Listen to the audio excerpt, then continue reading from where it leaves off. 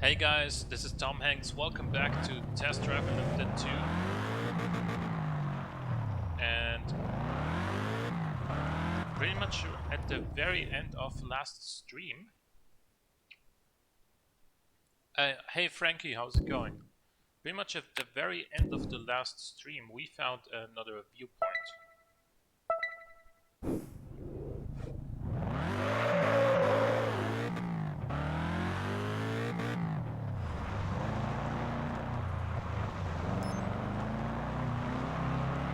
Right there.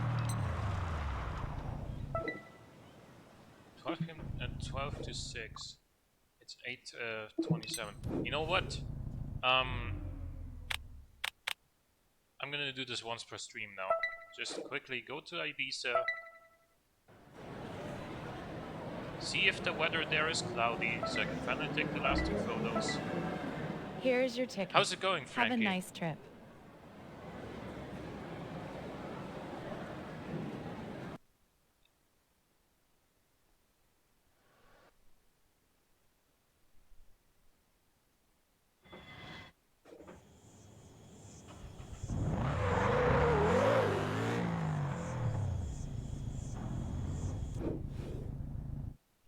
Oh, sure. Don't worry. There's no rush. Is the weather cloudy? Doesn't look like it, right? Nope, of course not. Alright, so let's go right back to Hawaii then. This is so frustrating. It's like the only thing we can do is wait, but you never know how long. And I don't wanna be sitting here until, you know, mid next week with the game running, you know. Here.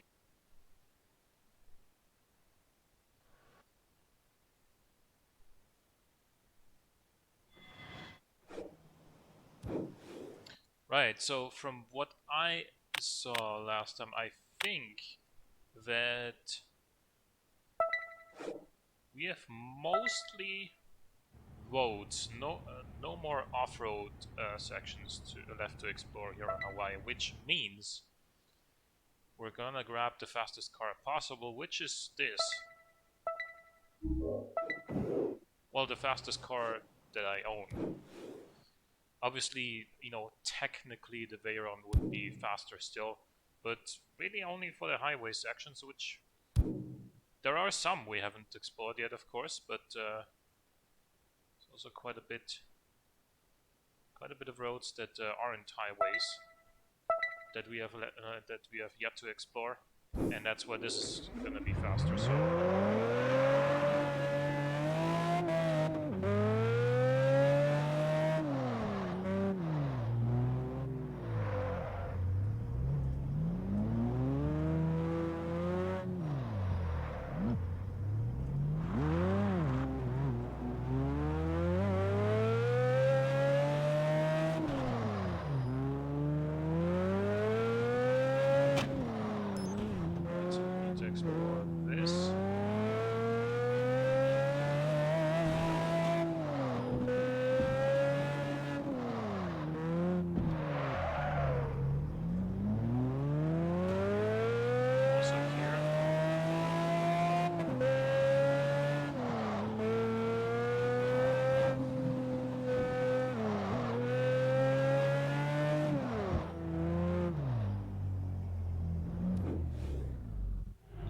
And now I think we should just go straight through to the end of this little road.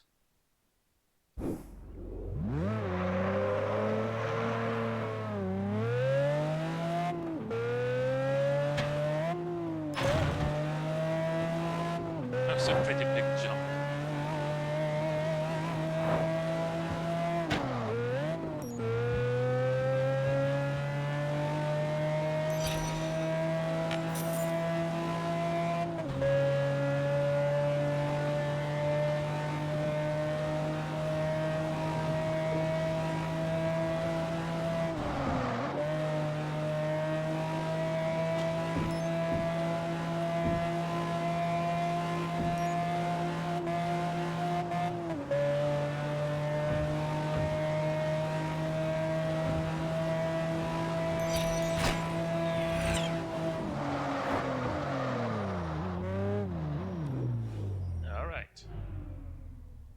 that's that. And now we also need to make sure that we explore this. If we can. If we can from here. So, oh yeah, and we can. Awesome.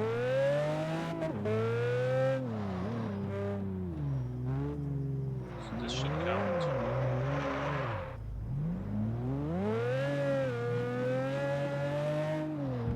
That should count for that.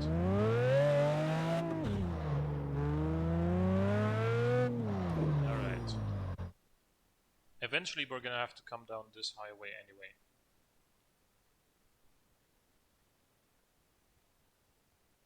Man, that's a long piece of highway that I haven't explored yet.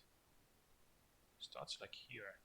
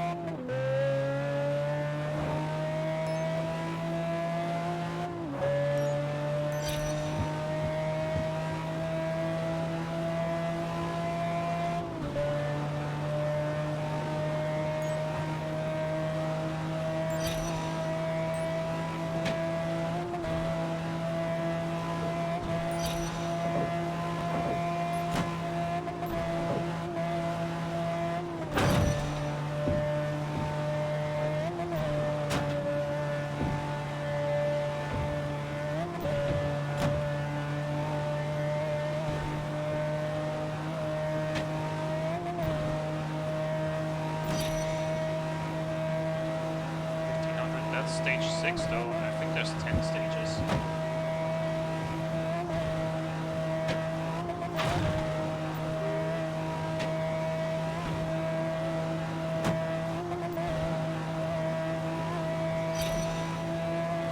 $2,200, $3,500 for the next stage.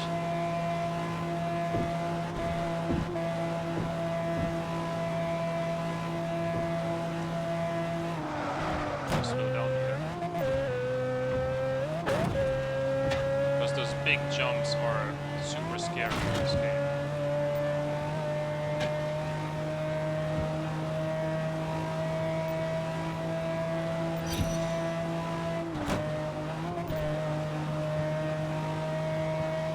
Gotta get 5,000 for the next stage.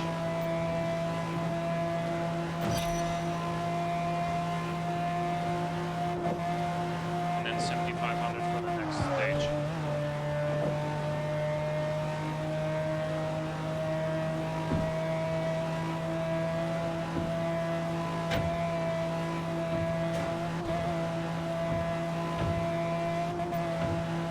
You know, I've never used Frim like this, where I would basically just kind of keep my progress and not cash in until the very end. I've never done that before. This is way more worth it than, you know, otherwise.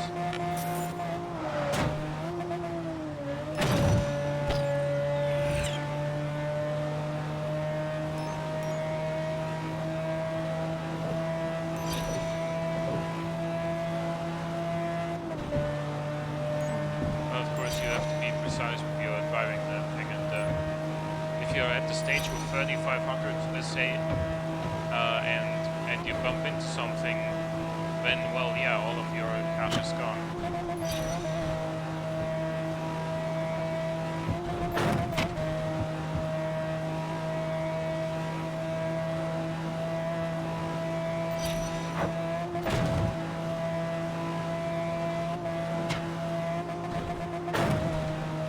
What violation did I commit there? Like, flying past a police officer at 220 miles an hour? Can't possibly be against the law.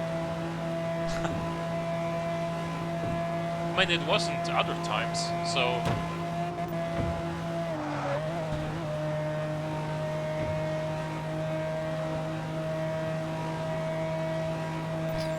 Oh no. Yo. How's it going? Yeah, sure.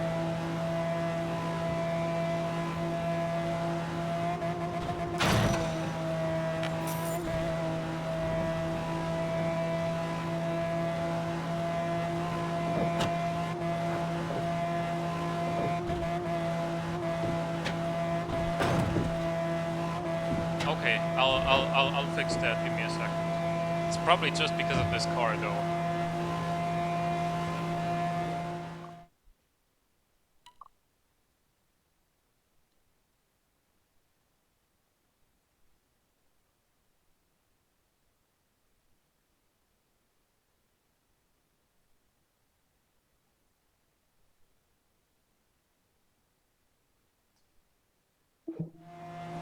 Should be better now.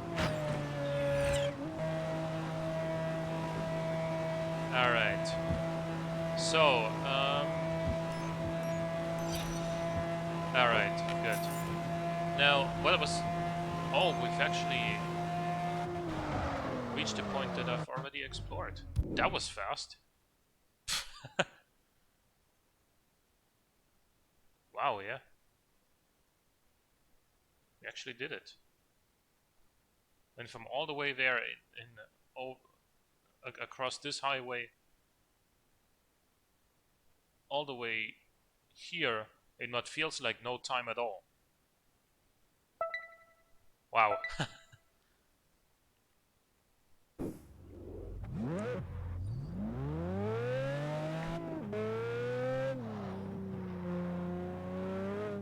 Oh, wrong way.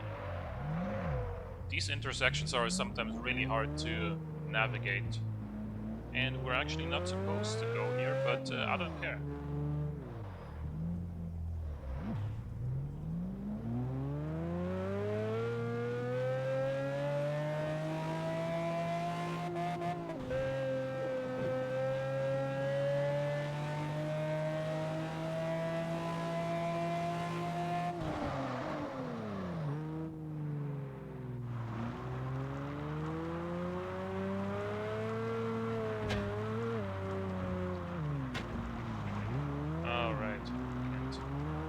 Just go across the grass there. I have to actually do this. Good. Okay, so there's a lot of stuff that we haven't explored yet.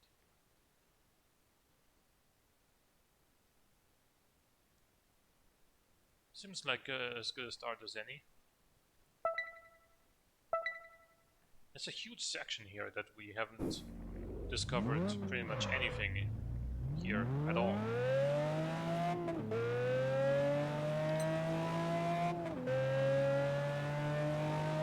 So who knows, there might be some car, like a car wreck down here somewhere as well. Jesus, what's with all the traffic?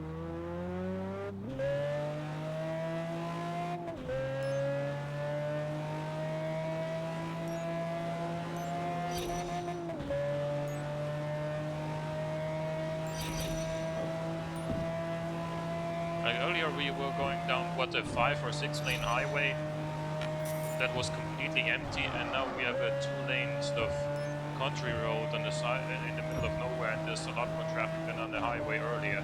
How does that make sense?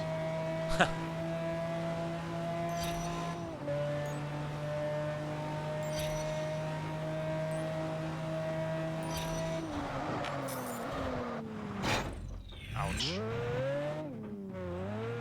That corner was a little bit tighter than I gave it credit for.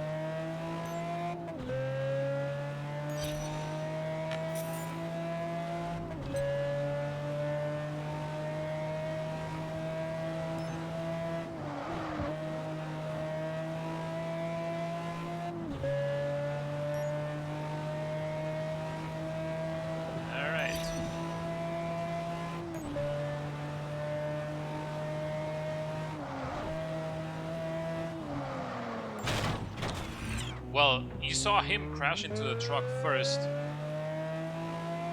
and then I couldn't avoid the situation anymore.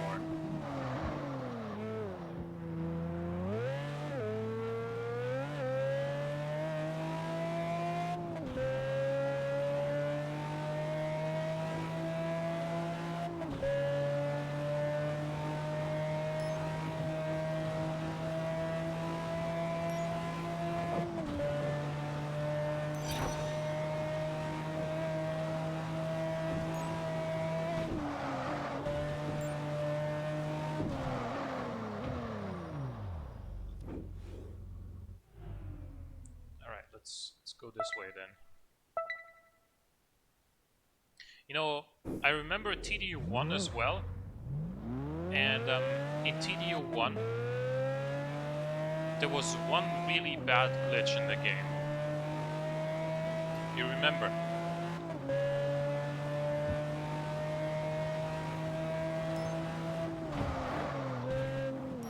It was when like invisible cop cars would spawn out of nowhere. They would not show up on your minimap, and you would and you would just drive on the right lane, just like I am right now, and then suddenly it was like, poof, you would hit an invisible cop car. You would have like 3/4 of the meter to the traffic violation already, and you would have to you'd have to kind of, well, get lucky for that to not happen twice in a row. Otherwise, you would be chased by the police and, you know, arrested. And even in the police chase, they would spawn invisible cop cars as well, which I don't think was supposed to happen even there. But the way you would kind of circumvent that problem is by always going on the, like, basically on the sidewalk, if you will. Because they would never spawn there. They would always spawn like on an actual lane that you are supposed to drive on, not like right here.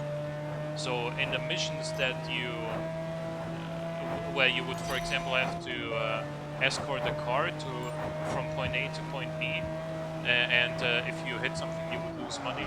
In those missions, you would also always go to the very right, like this, and that way you could score perfectly there. Otherwise, it wouldn't be possible due to the invisible cops. So yeah.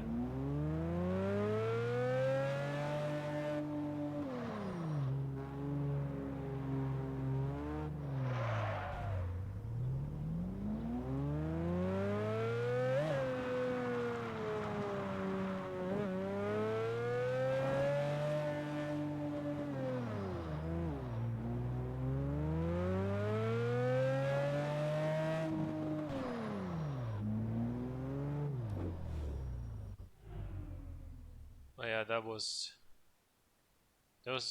definitely something that I'm happy they fixed that with TDU 2.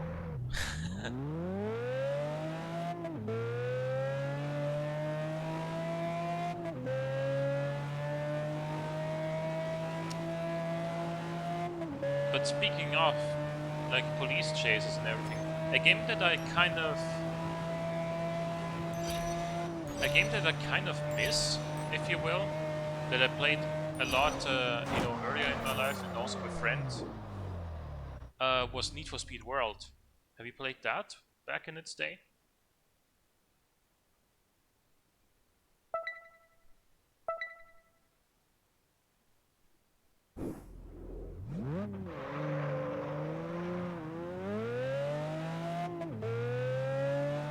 You didn't, okay.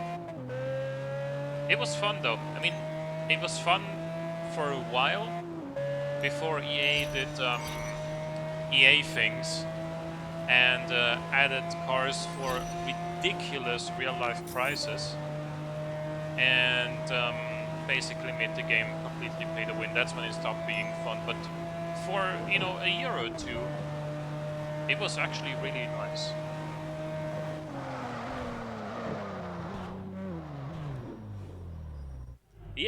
Yeah, I mean... Oh, I was actually not done on that road yet. But anyway, like for example, I remember that one day they added the McLaren F1 in a police edition. Now, keep in mind that there was no other version of the McLaren F1 that you could buy in the game, be it with in-game cash or real cash. Okay, so this was the only McLaren F1 in the game. Guess how much they charged for that in real money?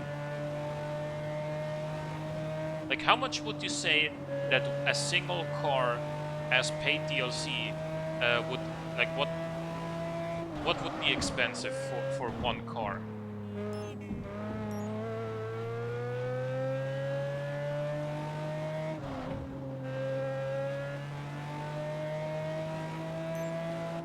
$3 million?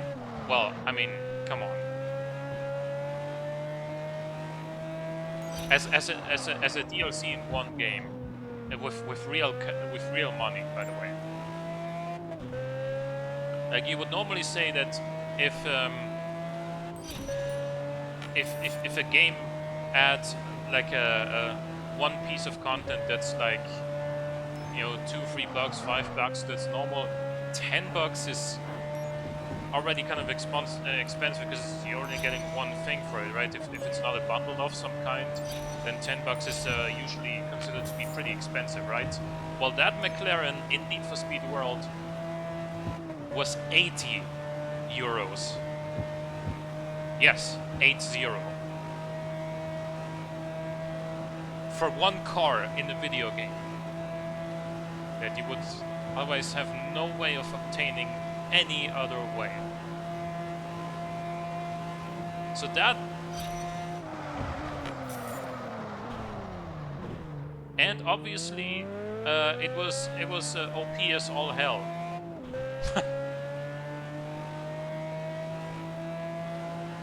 Yeah, I mean, how yeah, in because I don't know how much because the currency for real cash was like the currency that you bought with real cash was, I think, called speed boost. I don't know how much speed boost it was, but in real money it converted to 80 euros. So yeah,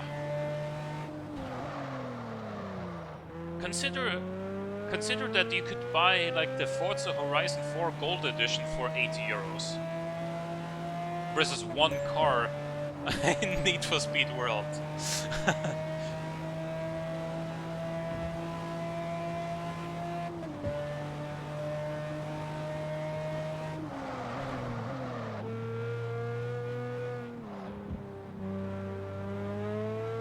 But yeah, before that kind of stuff started, Need for Speed World was actually fun. It really was. It had police chases that you would have with multiplayer support, so up to I think up to 4 players or 5 could do a sort of police outrun mission and things like that. The police would kind of chase you. They would send rhinos at you. They would take spike trips. Sometimes there were helicopters as well. It was fun.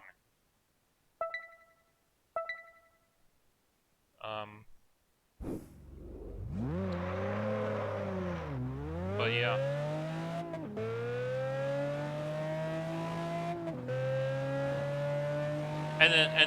And the great thing is that even then I was like maybe 18 when I played that, 19 perhaps. But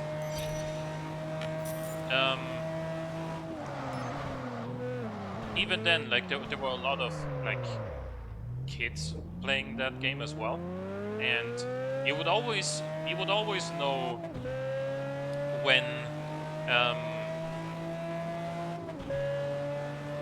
you drive in your, you know, regular car that you didn't spend a fortune on in a police chase, because you and then somebody else had, for example, that McLaren, or later there was, I think, a Zonda Cinque, or there was a Koenigsegg as well in that sort of same sort of spirit. When they had one of those OP cars, and then they couldn't finish the police chase because they got completely messed up by the police, you knew, okay, that's a kid who got access to his mom's or dad's credit card and bought that car just so they can think they're cool, but they don't actually know how to play the game. Whereas you and your standard car, which you probably upgraded with your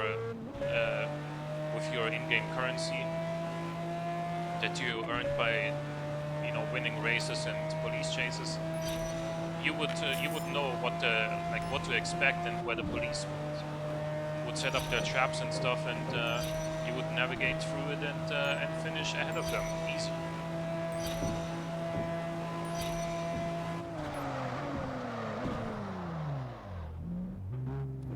Yeah, that was a good time as well.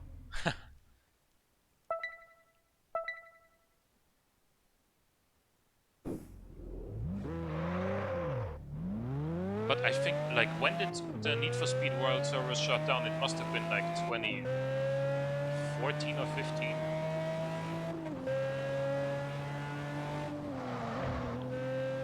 Don't actually know exactly.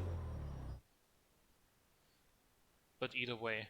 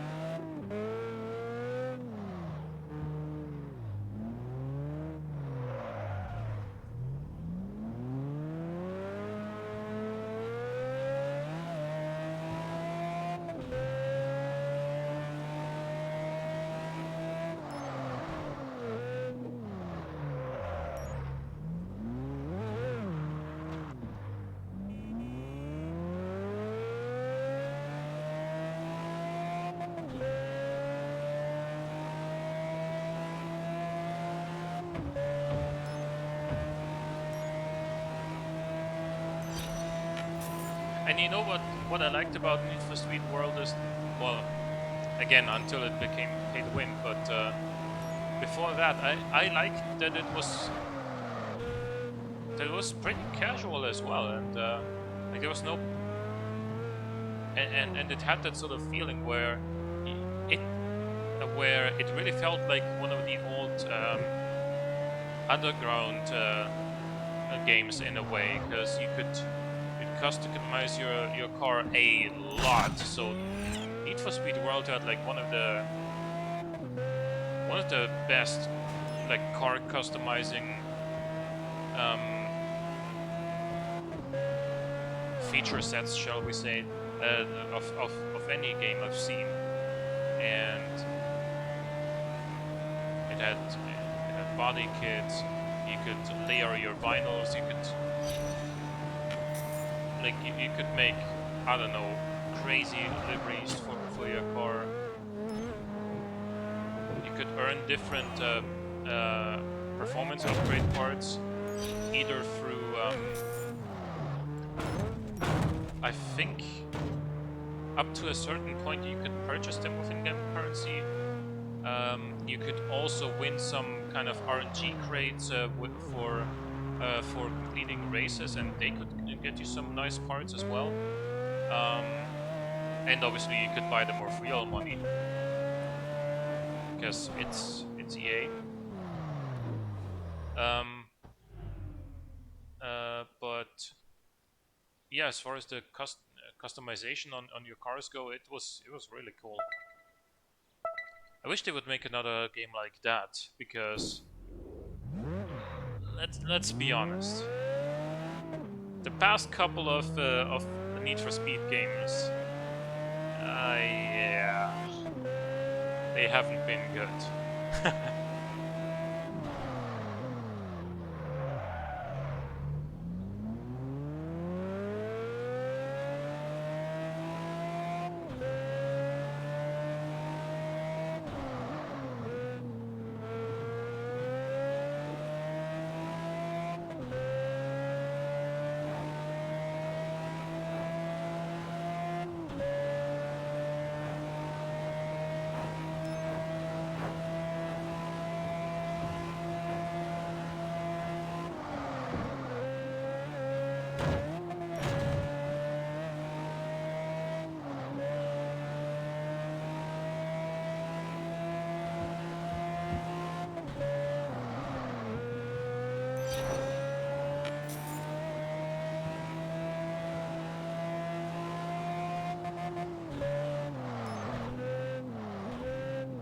Like, what was your favorite Need for Speed game if you played any?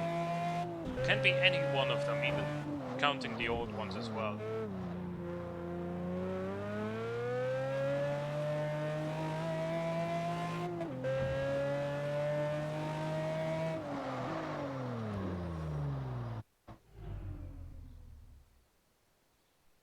You've never played any Need for Speed game.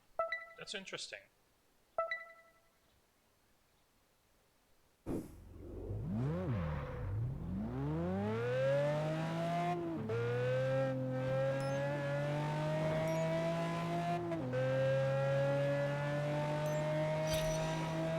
No, it's fine. I'm just surprised more than anything.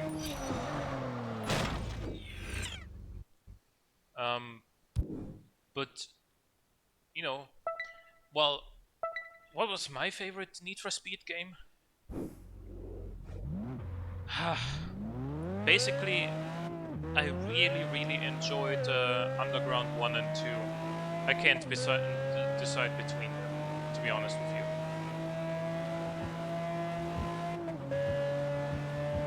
Well, a lot of people say Underground 2 was better because it had the ability to free roam, and that's a fair point. And it had dyno tuning as well, which is also cool. But I don't know. Underground 1, on the other hand, had sort of like these... I don't want to say it had a story. It didn't really, but it had reoccurring characters in the races that you had rivalries and things like that, which was cool. It added a nice little element. And well, both of the games had just amazing car customization, and what I also think made these cars stand out is that there were no kind of supercars in the game, right? So you would use cars that are, well, you would start with something like a Golf or a Civic, but the highest tier car you would get is was like a Nissan Skyline, which is a quick car, of course, but you didn't have any like Lamborghinis in there, right? That would be completely overpowered versus anything else.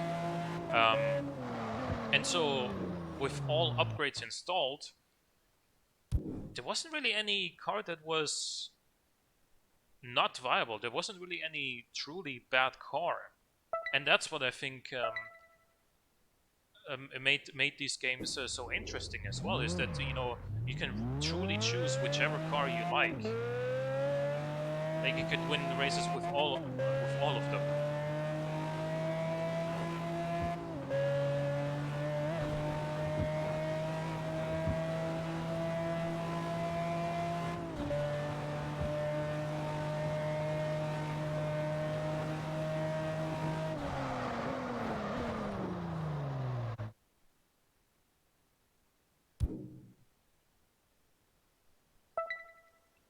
The other way here.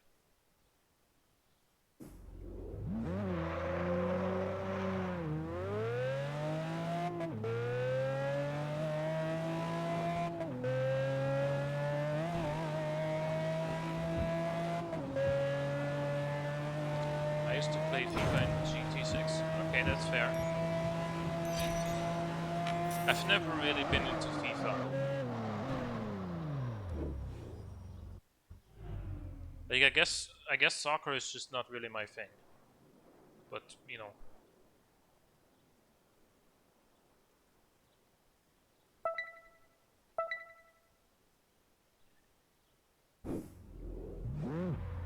FPS games. Like I played pretty much all of them when they were new and hot. I mean, I even played Counter-Strike 1.6 back in the day, and I even played, Crossfire.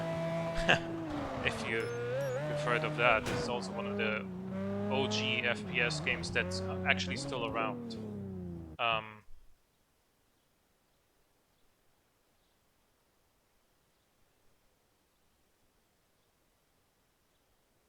Yeah, sorry. I know I'm old, okay? I'm 28. So, but yeah.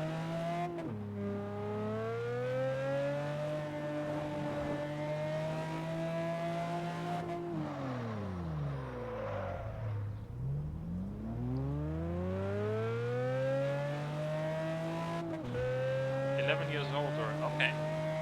Yeah. Man, I wish I could go back to when I was 17.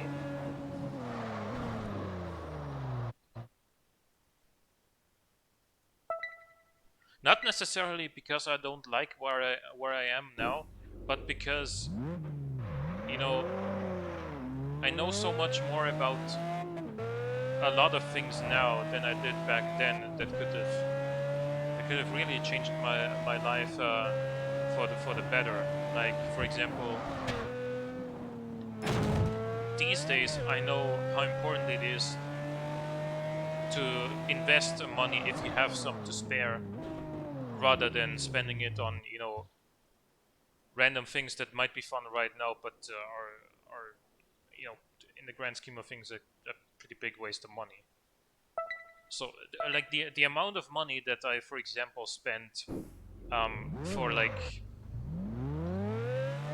things like Crossfire back in the day, for League of Legends skins a little bit later in my life. If I were to add all of that,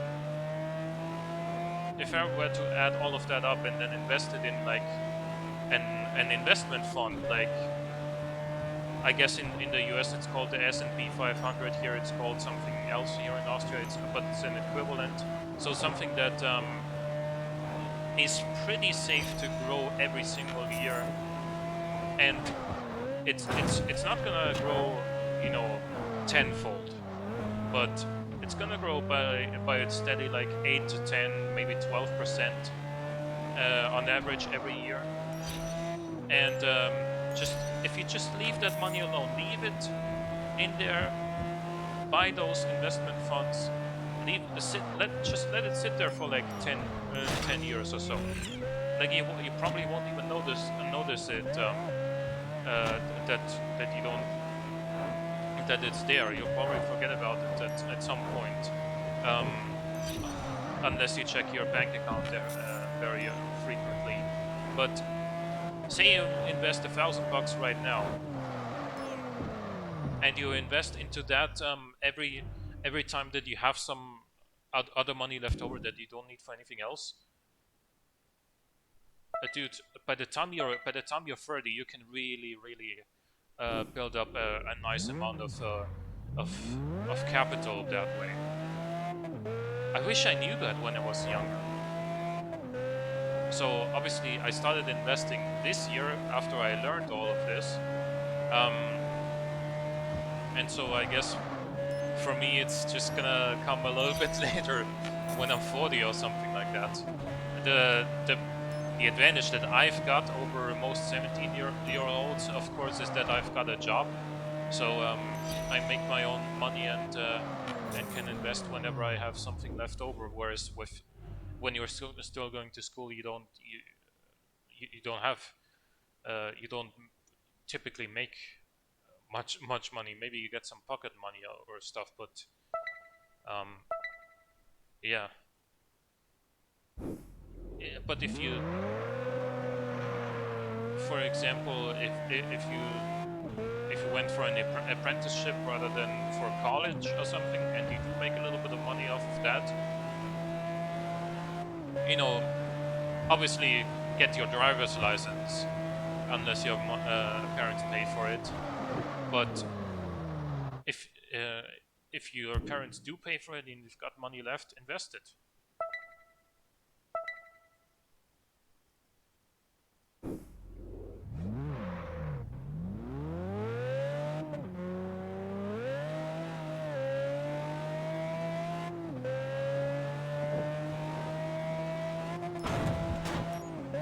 And there were also some other just generally poor life choices that I made earlier when I was like 17, 18.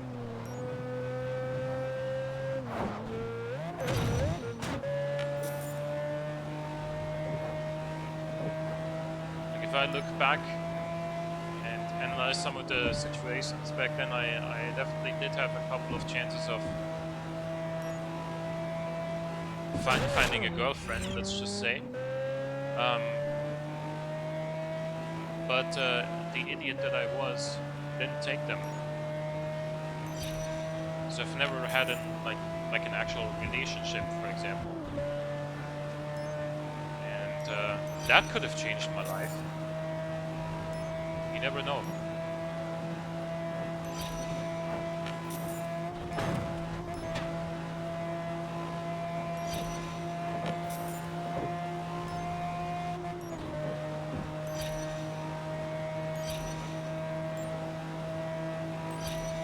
Although it probably wouldn't have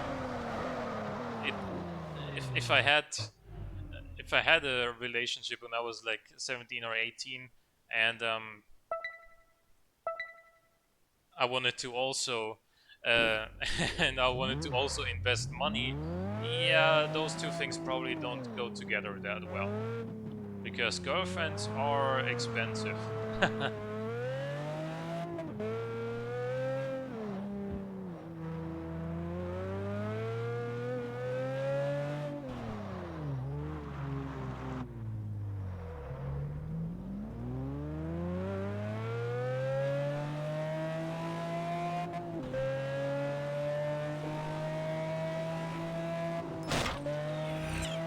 They are a good investment.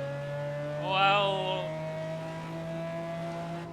I would evaluate that on a case-by-case basis because most of the time, if you get married and then she divorces you, you have to pay a lot of money. And is that worth? And is that worth it in the end? Usually not.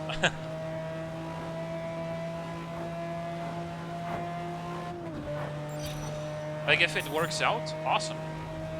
Like if it works out and you and you have kids and you live together and you have a happy life that fulfills both of you, awesome.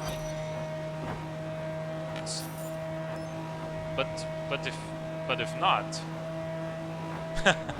then you're gonna have to pay a lot of money.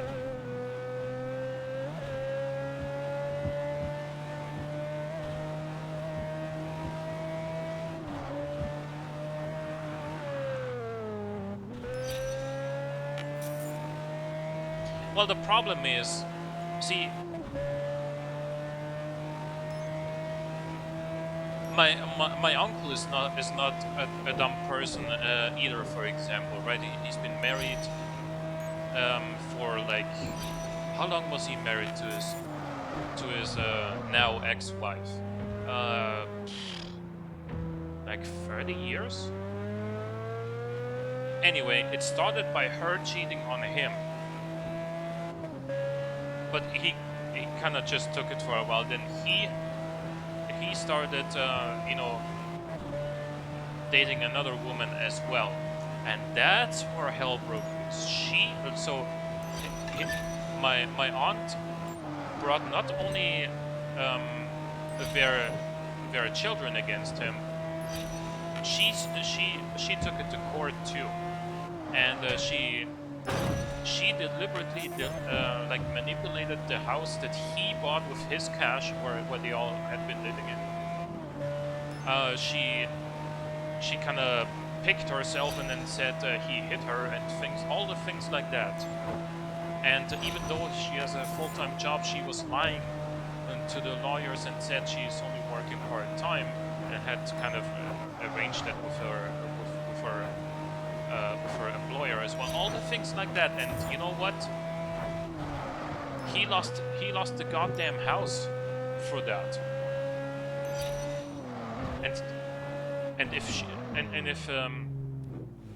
And it almost got to the point where he had to pay her like almost €1,000 every single month because she said she only worked part-time, and you know he has to compensate for that. Like,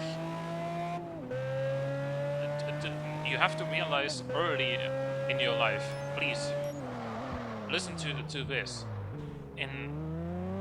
In front of the law, the woman is always right. Okay? Be prepared for that, that whatever she claims, the state is gonna be on her side. So if things go south in your relationship, and she comes up with any sort of ridiculous story that's not true, she's gonna win. She's gonna get what she wants. So just be prepared for that, and this is exactly the reason why I'm never gonna marry.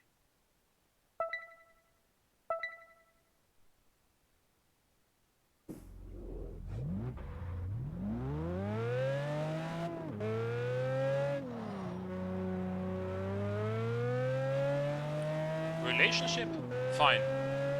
No problem with that. But marriage? No. Hell no.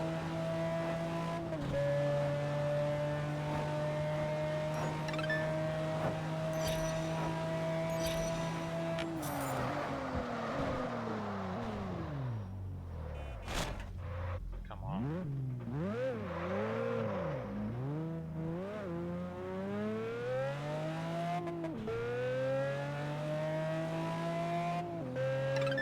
Car brush, okay.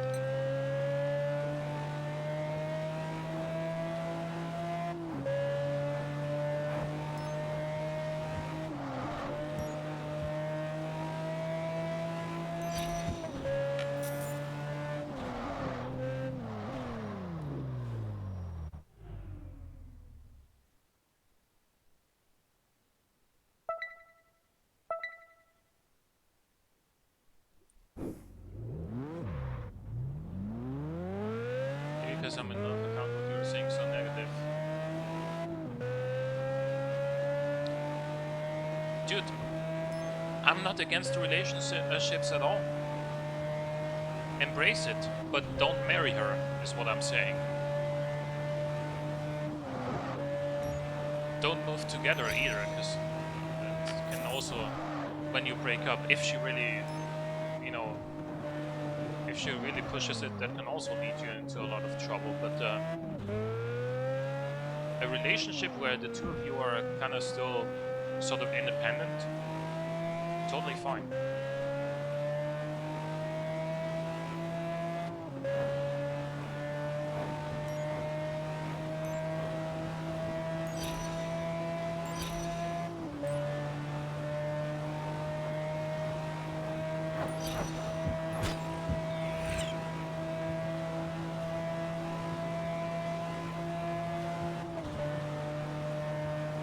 Anyway, I think we already put like nearly 100 miles on this car again today. And it's been 50 minutes, so it sounds about right. 2 miles per minute, 120 miles an hour on average. Yeah. We've been going faster at times, obviously, but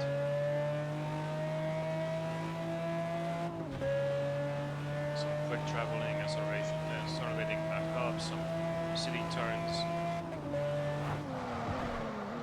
or parts like this.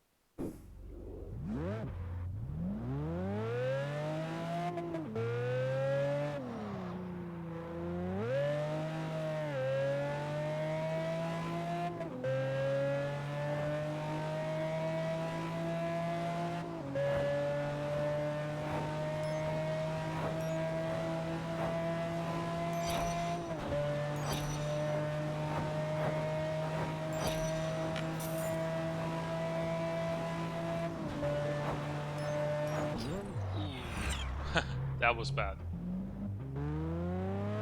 His bumper is still flying.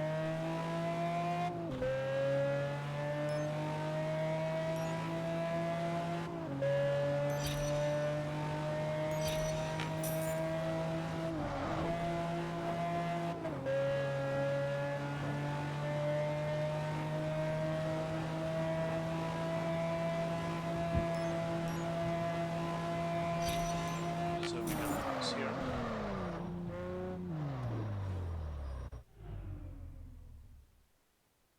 You got a racetrack over there.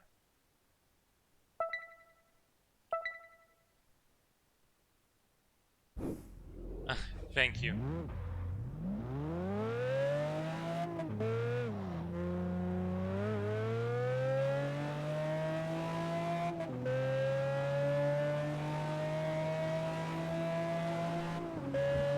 Oh, how did I practice it? Well, when I was younger, I watched a lot of well, I still do, but I watched a lot of like YouTube videos and everything in English, because in English there's just way more content and higher quality content available, and I tried to kind of repeat what they said, if that makes sense, and if there was a word I didn't know, I looked it up in the dictionary. And well, I've been making YouTube videos for nearly 7 years at this point as well, so that helps too. And of course, at my workplace, I'm speaking English every day because I do technical customer support, and I've been doing that for about 3 years now, so that also helped. But I was already pretty good at English before that.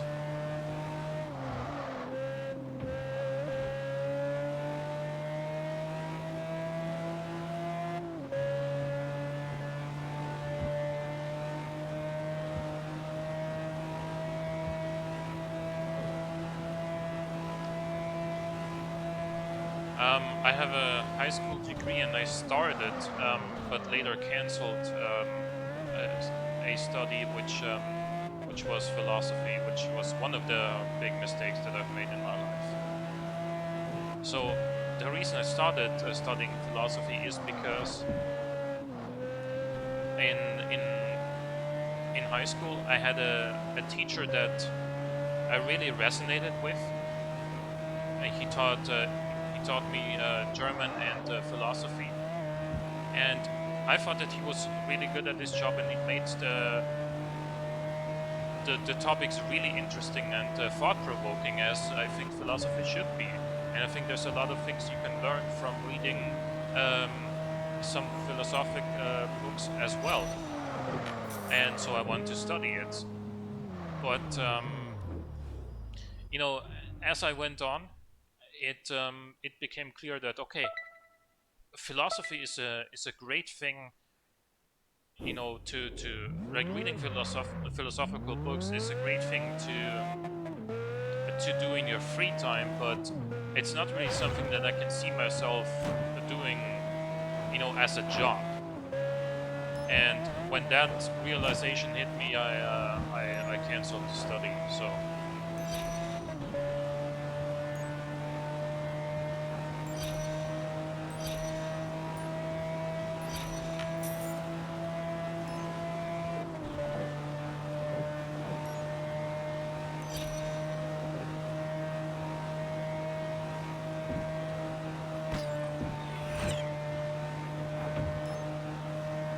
Yeah, I chose a bad subject.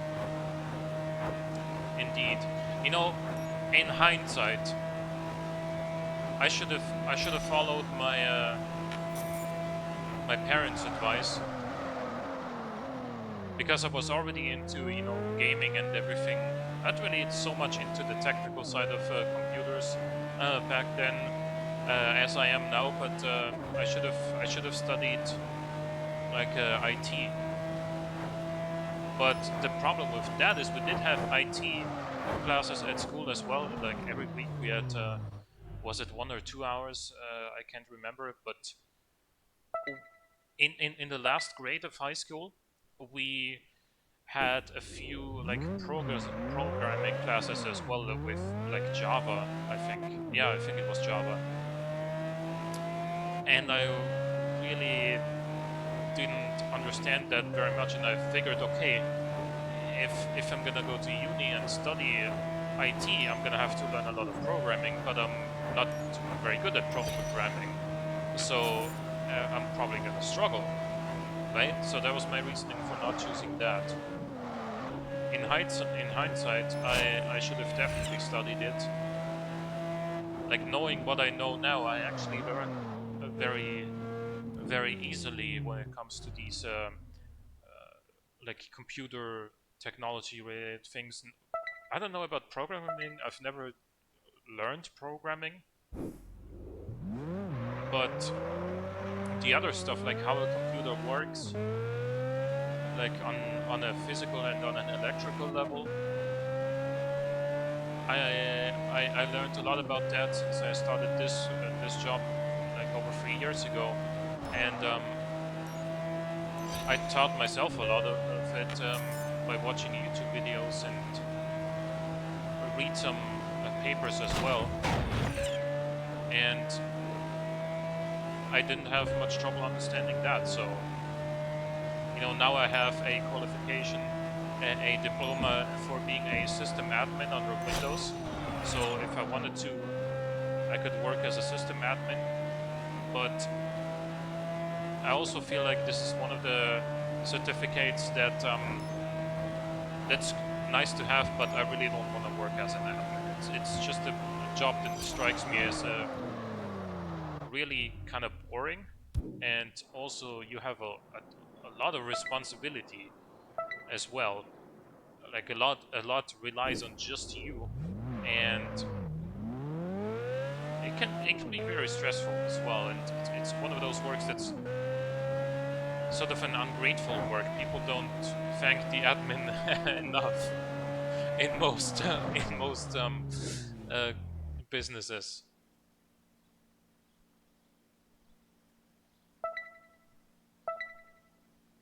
Like, you're always in the background with doing a lot of like critical managing things, but everyone just kind of expects everything to work all the time, and when it doesn't, they line up in groups of 50 people or whatever, and come to you immediately, where when you've already figured out what's going wrong anyway. So you're like, yeah, I know, I'm working on it. I can't really see myself doing that. But it taught me a lot. I learned a lot from that course. So yeah, it was definitely a valuable thing to be learning.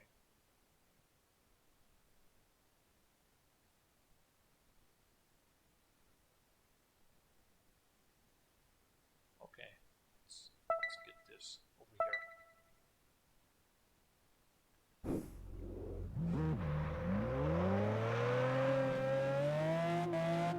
Helps with my job too, because I already had this job before I started the class to become a system admin, and it taught me some technical knowledge that I can use every day now. You know, unfortunately, I don't get paid anymore due to that, but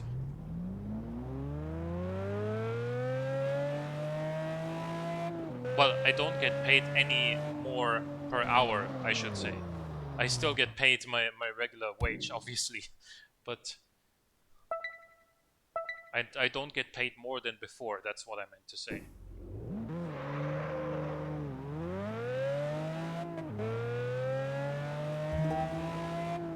Nice, 120 exploration points.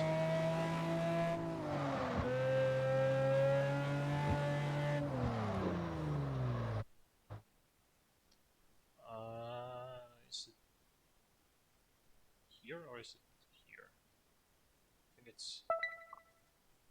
No? I think we have to go there from here.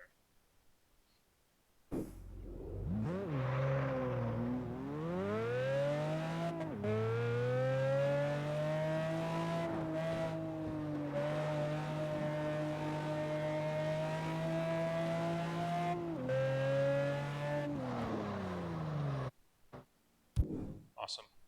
So we've done a lot today. There's a few off-road sections here that I'm probably gonna use another car for.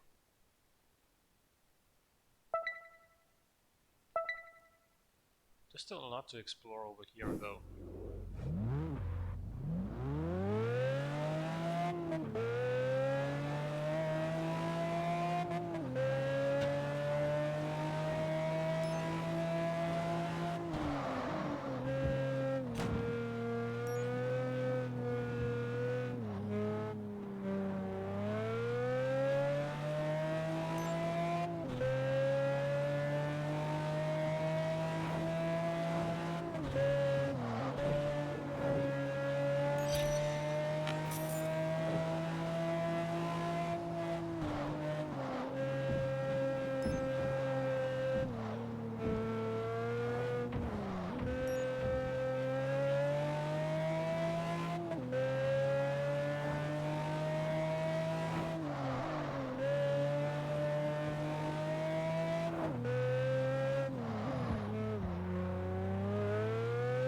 But you know, finally, a couple of months ago, I realized, you know, what I actually want in life. Like, what do I want to achieve?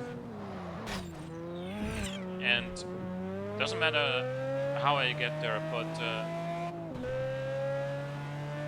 I wanna travel. I wanna see the world. I wanna travel the world at my own pace, meaning, if I go to one country and I like it, I want to stay there a little bit longer before I move on. And all of this obviously requires any form of passive income that I don't need to physically do a job for. And this is one of the reasons why I started investing. You know, interest rates eventually are gonna do a lot. You know, whether my Twitch channel or my YouTube channel take off one day, or whether, you know, the music I'm writing and producing takes off one day, whatever it is, I'm trying in many different ways to facilitate this type of income, and whichever one it is that works out, that's what I'm gonna stick with. And the money that it makes me is gonna go into well, fulfilling into my life fulfillment, traveling the world. I want to see different countries and different cultures, get to know people all over the world, see how they live, and what it's like in other countries, you know, and you know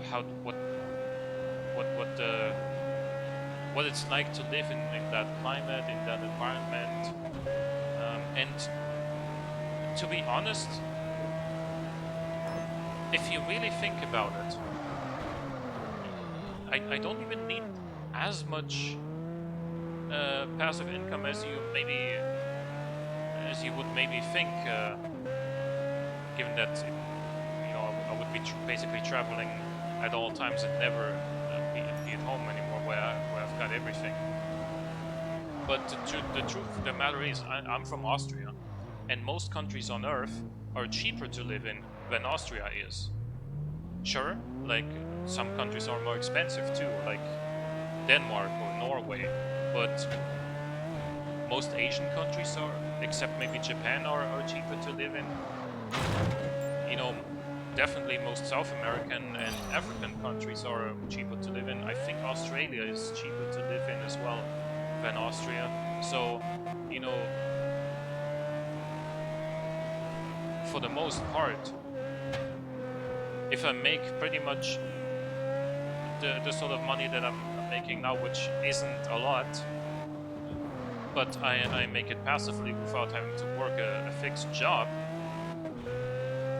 then I can go and follow my dream, you know. And that's what I'm working on. Whatever it is, I'm putting the hours to work in right now. Well, maybe not right now by streaming on Twitch, though who knows, right? But yeah, whenever that point comes, that's what I'm gonna do. Maybe I'll find a partner along the way. You never know.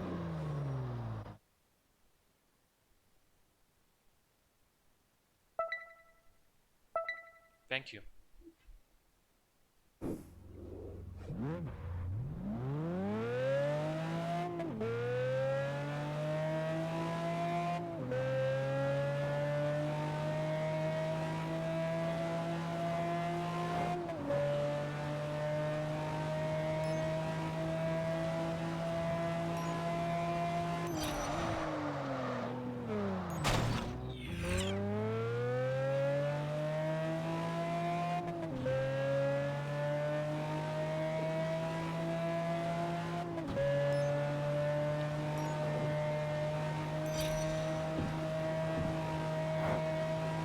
Also much more into health and fitness now than I used to be. Like, well, maybe not 10 years ago, but 5 years ago definitely.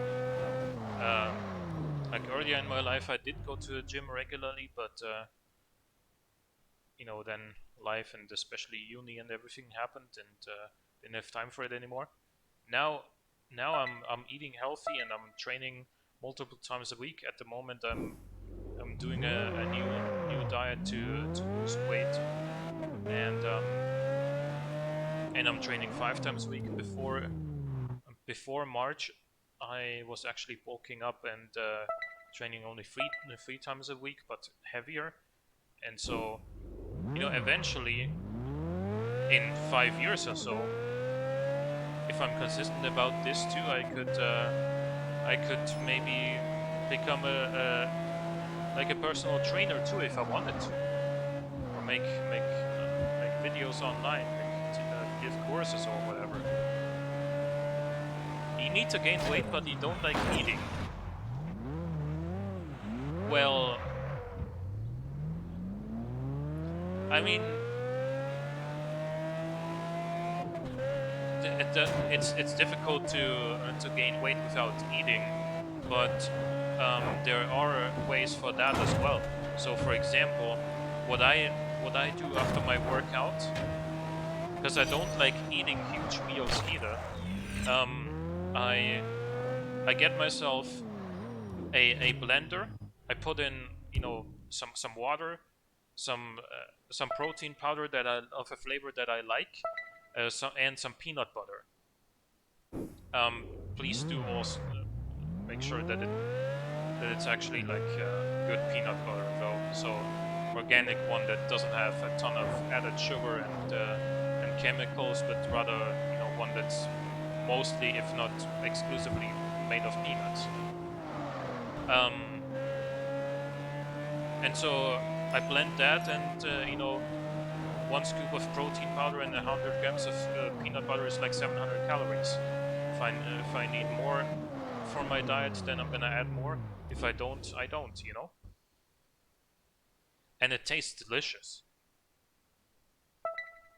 If you like peanut butter, oh boy, that's gonna be a great option for you.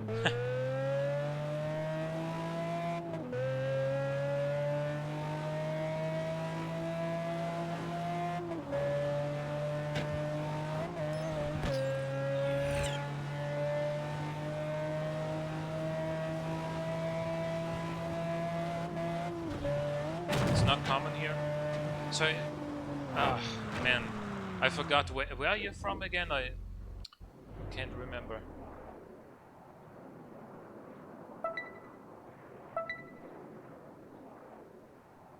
Argentina. Yeah, thank you. It's not common in Argentina, really. I've never been to Argentina.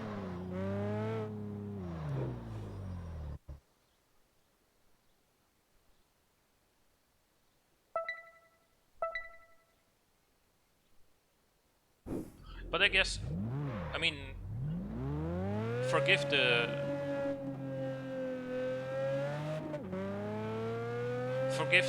stupid question, but you do have Amazon there, right? So on Amazon you can buy pretty much anything.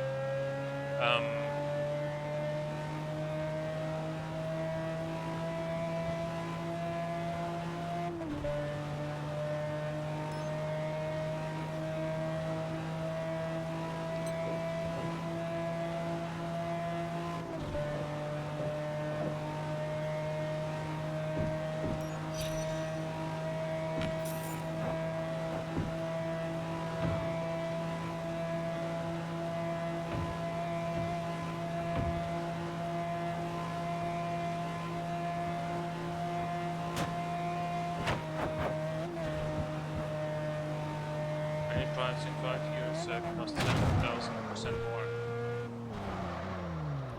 Yeah, I mean, this is just how the market goes, though.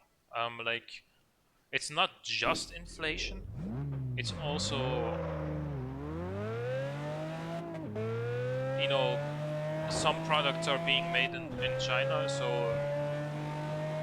and some are being made regionally. Some that used to be made or outsourced to be produced in China are then later produced locally, where it's more expensive to produce the same thing.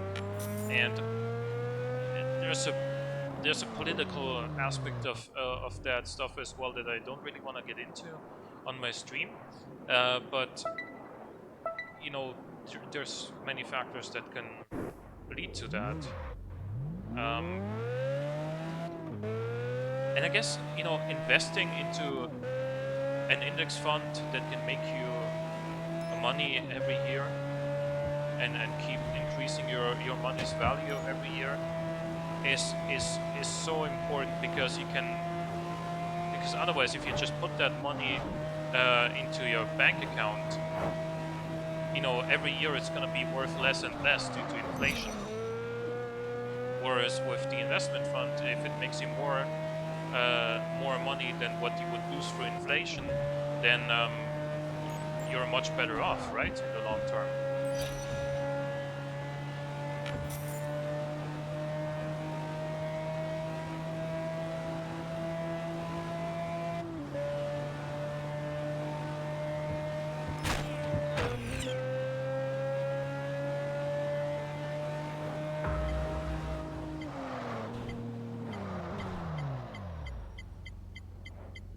Oh, there's the car. We have 10 houses, we just rent them and we get enough money to live. Yeah, okay. That's... Your family has 10 houses. That's awesome.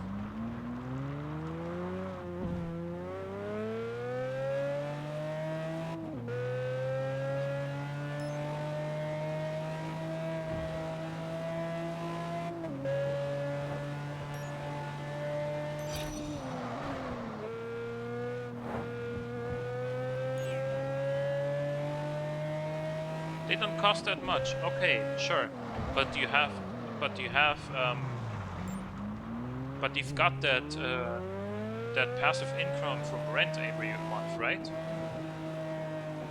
Even if you don't visit those places every month, you're still getting your money every month. Well, maybe not you, but your parents, I suppose, but still.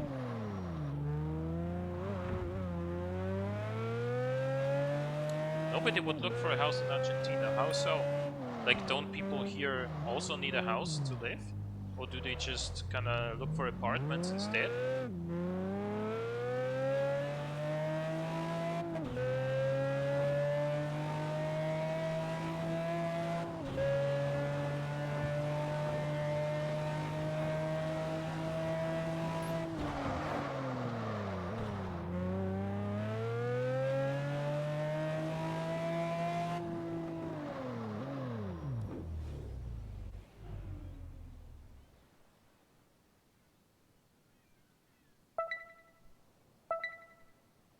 Nobody from outside would come here. I guess, yeah. I mean, sure, tourists and stuff, but I can see why Argentina may not be the preferred choice for someone to settle down permanently from another country.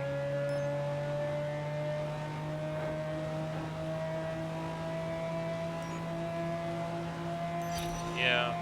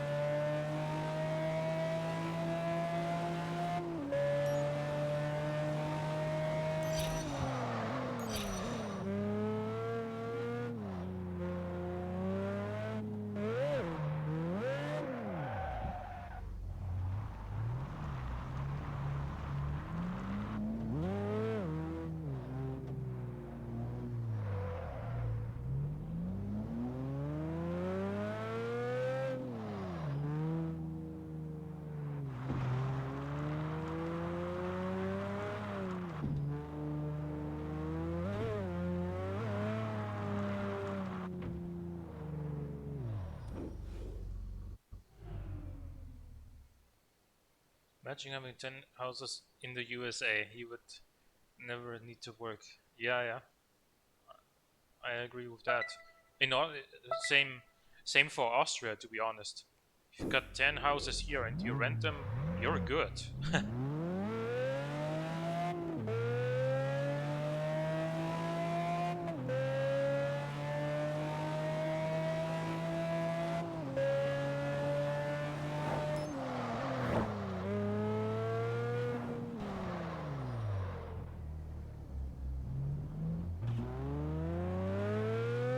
Like, I guess even... Well, okay, maybe not with one. It depends on what kind of house, but if you've got one house that where you could rent out like 3 or 4 different apartments here in Austria, you'd be fine as well with that. Like, even if you like, if you were to prefer a lifestyle like I said earlier, where I'm basically traveling the world at all times, but I would know that you know, back at home I would rent out the apartments in my house, let's say. Easy money. But I don't have a house. I don't have my own house, I should say. I'm living in my parents' house at the moment.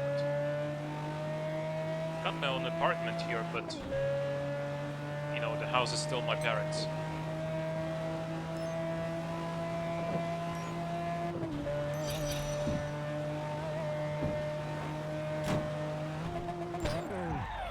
Whoa, okay.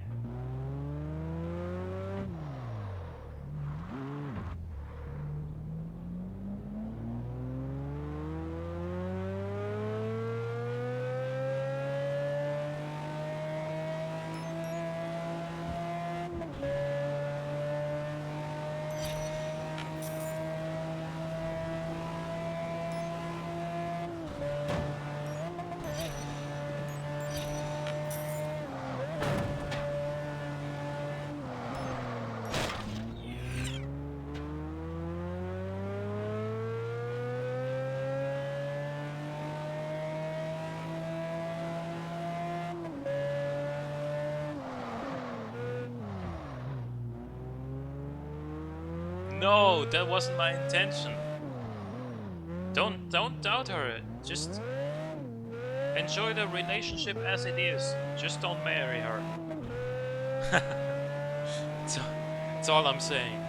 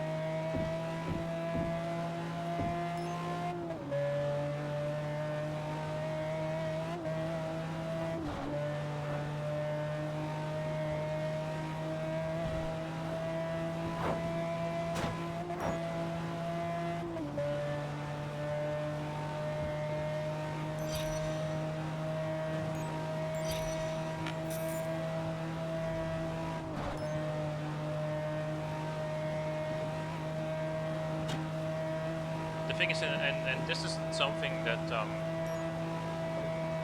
that I that affected my uncle in whose story I told you earlier. But I've heard from other people who, you know, signed the is it called a wedding contract, where, you know, the wife and the husband both mutually come to an agreement that, you know, whatever you know, whatever he makes and his property stays his property after in case of a divorce and yada yada. But where they both signed it, and then when they did get divorced, and you know, he pointed out, hey, we signed that contract earlier, you signed it too, and then she would just go, yeah, but you forced me to sign it, or something stupid like that, and there is no way that the guy can prove that he didn't, and he loses the case. You know, all of these sort of things is why I'm never gonna get married. I might get into a relationship, sure, but I'm never gonna marry.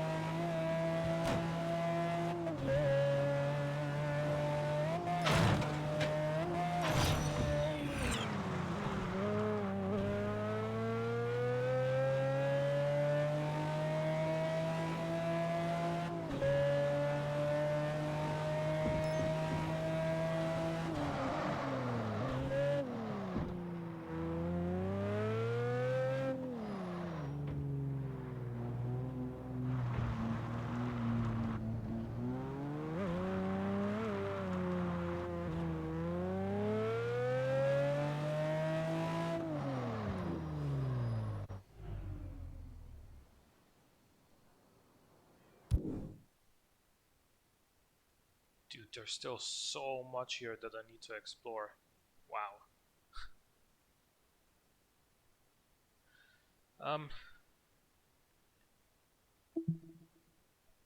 Yep, let's see the percentage.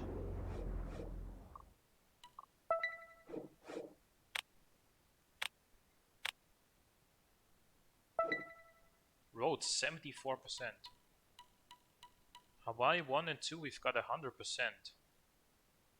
Hawaii 3. Oh no, 79% on Hawaii 2.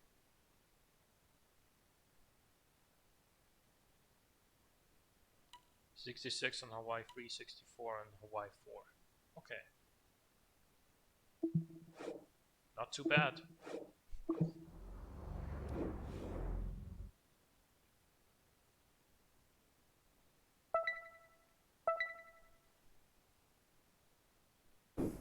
Yeah, but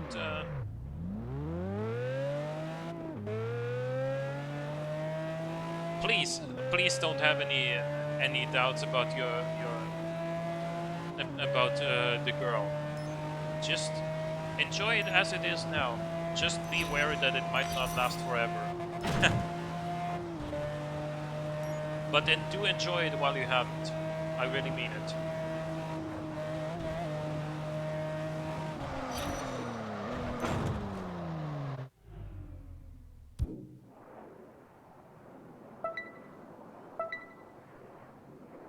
Yeah, sure. See you next time. I guess gonna stream this again on Thursday if you wanna come watch.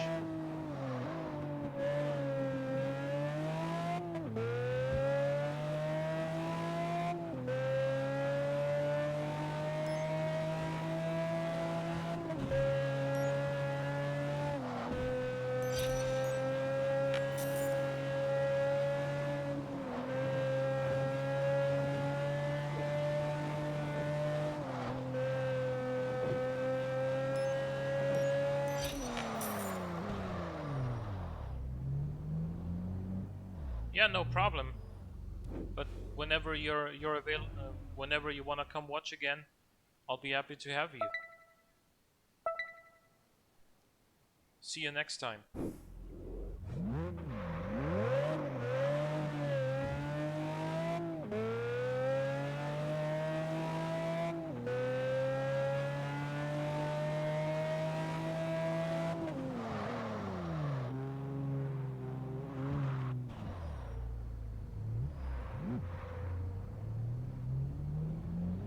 Thank you.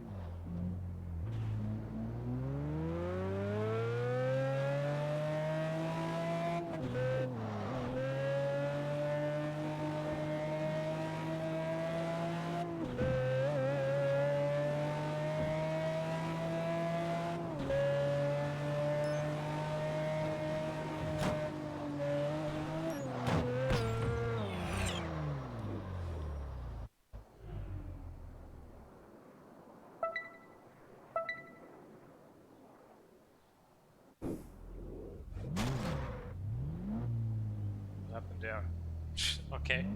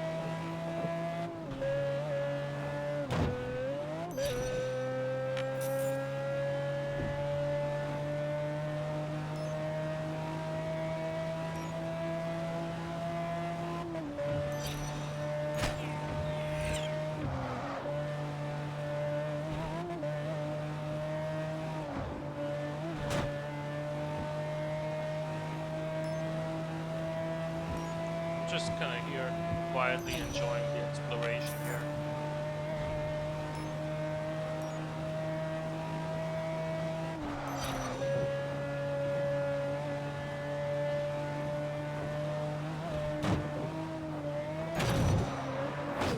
Ouch. Yeah, that hurt.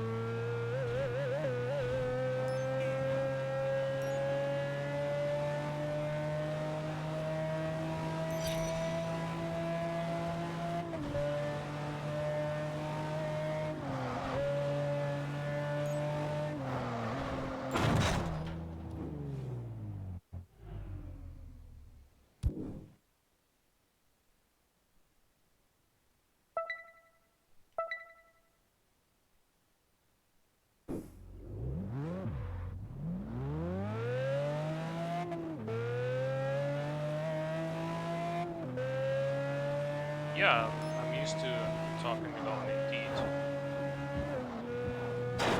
Yeah, I mean, I don't talk a lot. Usually, I don't talk a lot when I'm alone here. But yeah, I mean, I guess there's not that much to talk about too, because you know I'm basically just here trying to fill out the remaining bits of the map and exploring everything. It's not really the most exciting thing in the world to be talking about, but yeah. Um, Man, there's still so much over here. Let's get this first.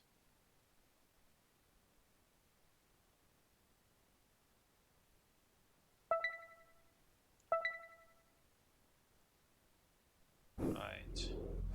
Okay, it's actually the right turn here.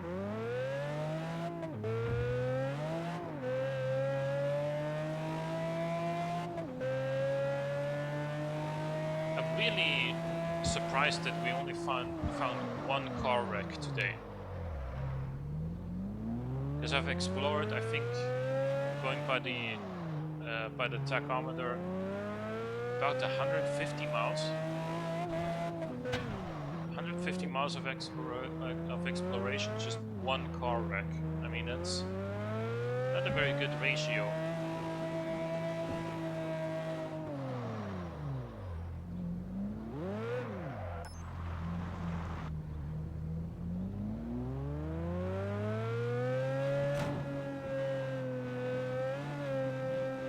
Okay, so there's another lane on the highway here.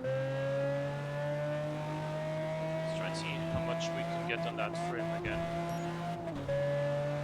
Oh, it's not a highway.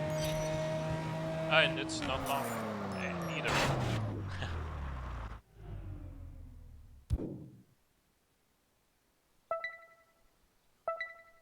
It was basically just a merging lane, I guess.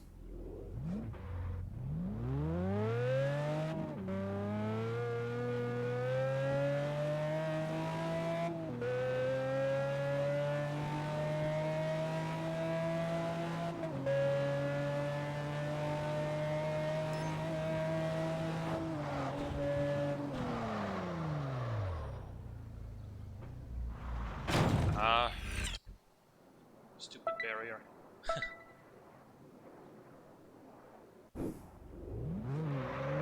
I know it's not the barrier that's stupid, it's me that's stupid, but still.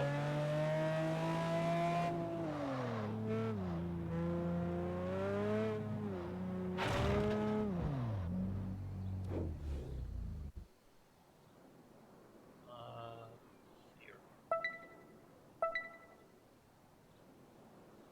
Why don't you play TDU World?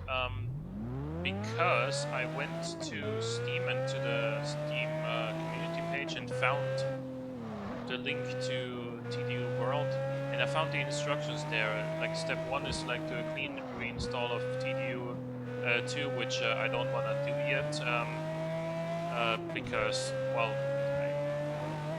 I want to complete this first. And then step 2 was to download the DLC pack, which just the download link simply didn't work for me. So it says like click here, and it has a hyperlink under the word here. Click, you know, and it just doesn't bring up anything. It's kind of just refreshes the page. I tried with my ad blocker disabled as well. It doesn't change anything. It just doesn't do anything. And so yeah, that's that.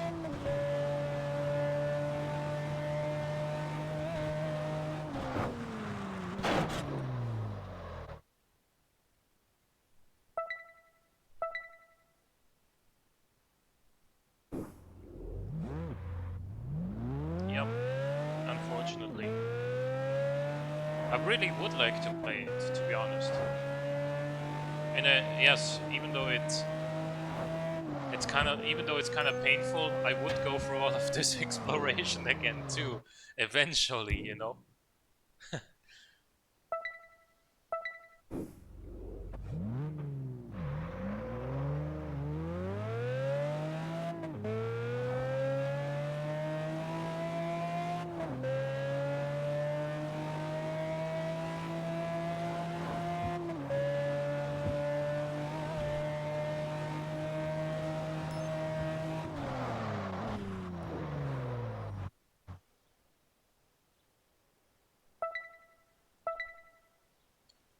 Right, we're getting closer towards finishing off this little section here, because there's so much asphalt spaghetti.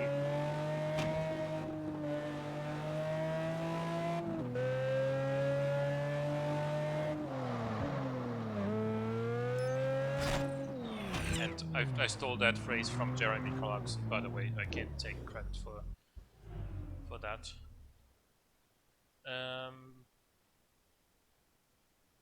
Well, so I guess we'll turn off the highway here. Yep.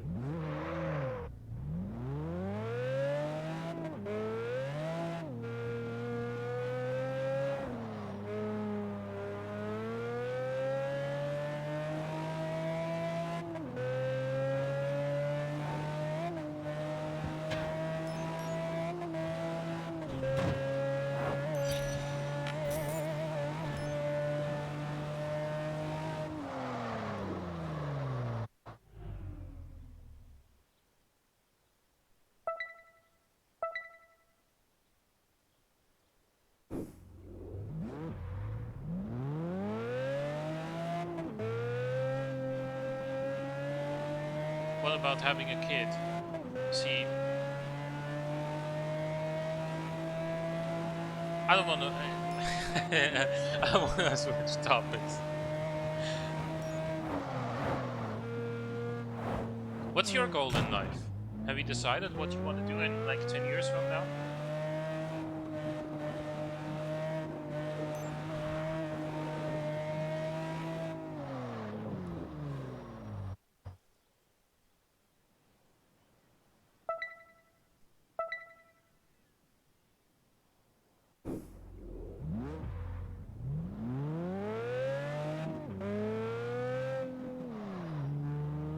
Maybe sell my house, I guess, and go to Canada. Yeah, I mean, Canada is definitely a place that I would like to see one day as well. Because it's sort of similar to Austria in some ways. Like, we got similar climate. We got, you know, a sort of similar kind of attitude as well, I guess. I definitely love to see Canada one day, and the English speaking part of Canada, not the French part of Canada. Although I have nothing against French people, I just don't speak French, and I'm not really.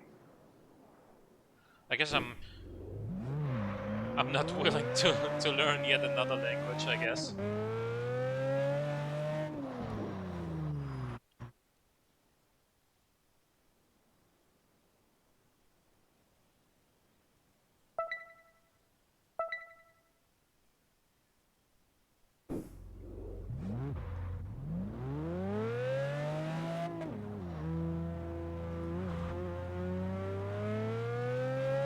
Well, what about having a kid? See,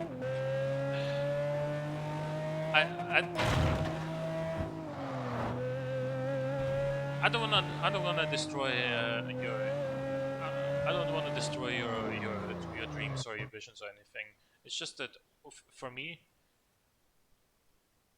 I guess if you can like come to an agreement with your partner of you know how you how you how you manage it, because obviously if you introduce a third living human being to your life, then obviously it comes with additional costs.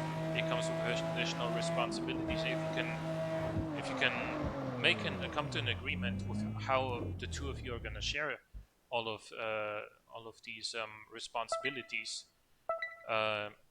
then yeah, I guess hopefully the relationship lasts long enough for the kid to be able to live on its own by the time it ends. Um,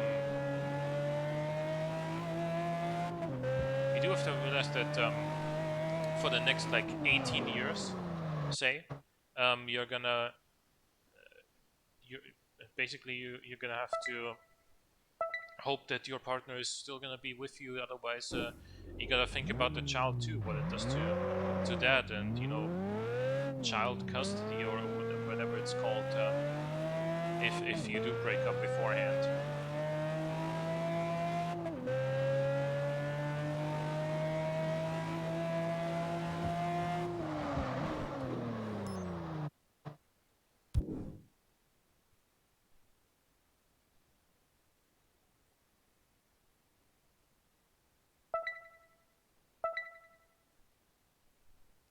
I have nothing against it if you wanna have a kid. Sure, awesome.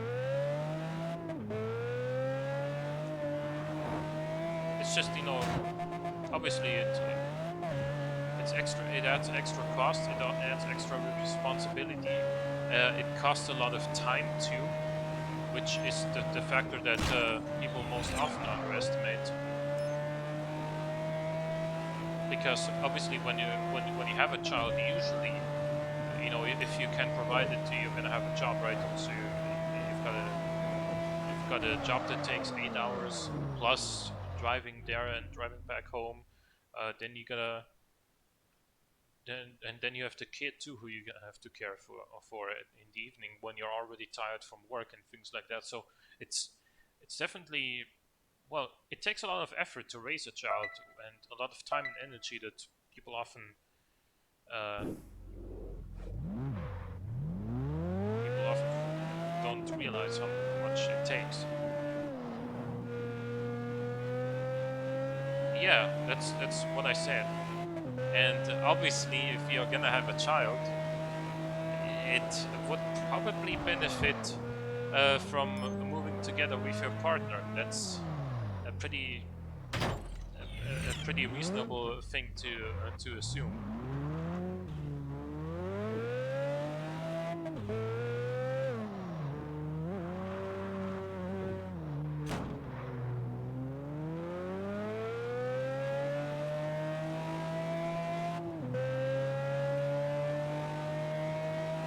Like, I mean,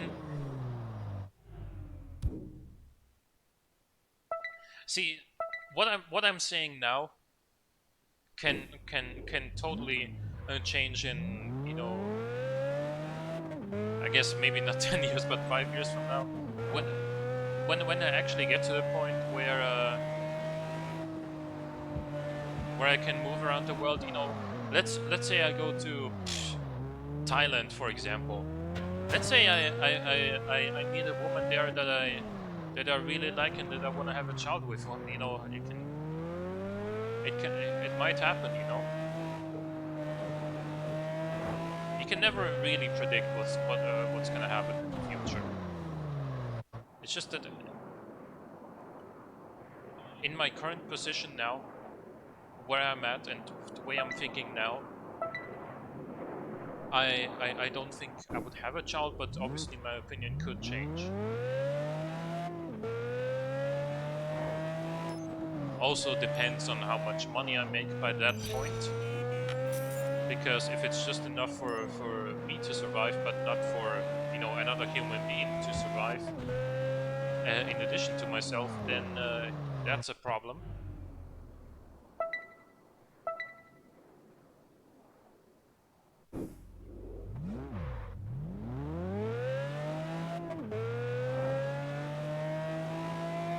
Well, let's say I go to South Korea and plan to go there for a month, but then I meet a woman there that hell to hell with it. Let's say I even want to marry her. You know what then?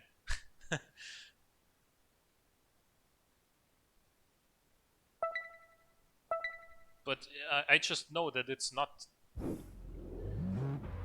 I don't even know what it's like over there with how the law situation is, because especially in the US, but also in the UK, in Australia, and in parts of Europe as well, like feminism has become a real sort of plague to especially men, because the laws have been changed in a lot of ways that actually like significantly favor women when it comes to a situation like that, and that is simply not fair anymore, and that's why I definitely don't want to get married here. I don't know what it's like in I don't know what the laws are like in, you know, Thailand, South Korea, you know, South Africa, or whatever, wherever else, you know.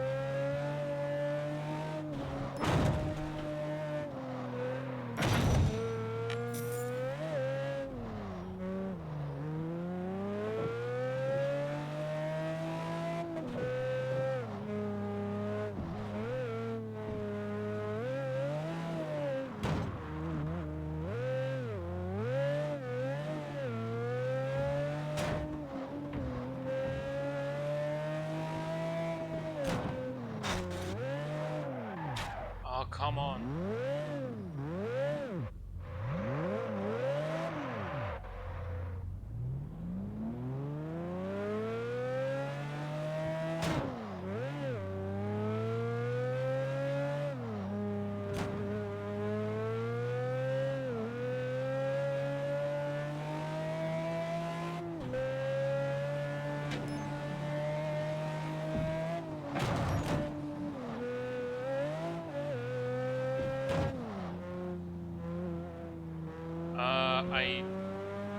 I do have another A1 car, the Ariel Atom 500 that you win for that you get for winning the Hawaii Area Cup 2, Hawaii Area 2 Cup.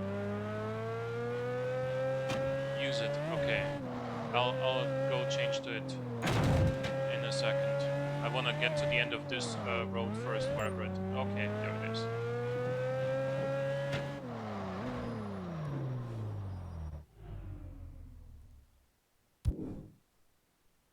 I think it's also in this house. Oh, yeah, the Ariel Atom 500 V8. I don't like the roof, by the way. That was my first A1 car, as I figured, yeah, it's relatively cheap for an A1 car, and it's something different. But it's also not very good, unfortunately.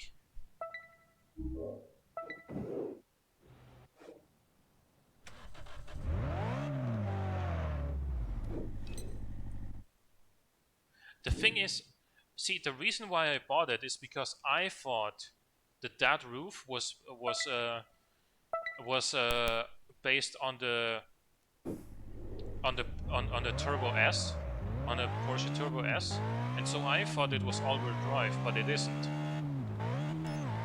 So it's only rear-wheel drive, and so it's got no traction because the first gear is also really short, and so it just basically spins its wheels forever in first gear and doesn't go anywhere. And even when you get out of first gear, it's still got basically no traction because it's only rear-wheel drive and way too powerful.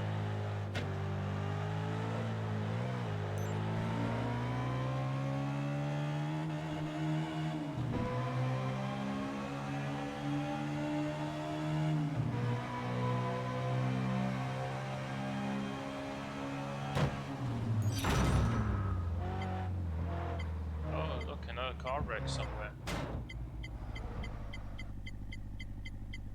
But where? Oh, further back?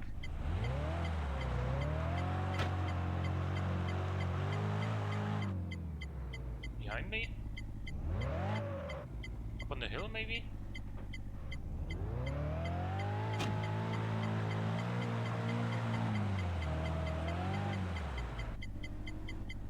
Where is it? Am I just blind?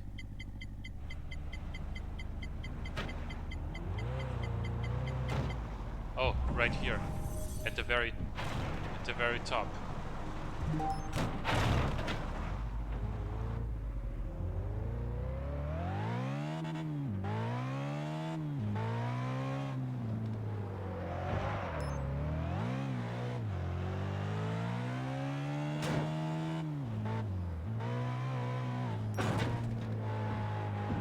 It's so weird though as well that the roof that's in A2 is actually all-wheel drive and is really good. But then the roof in A1 is only rear-wheel drive and it's horrible. I think the only reason that that car is in A1 and not A2 is because it has more horsepower and probably a higher top speed, but the roof in A2 is actually a lot better. Yeah, I'm gonna sell it if I remember to do so.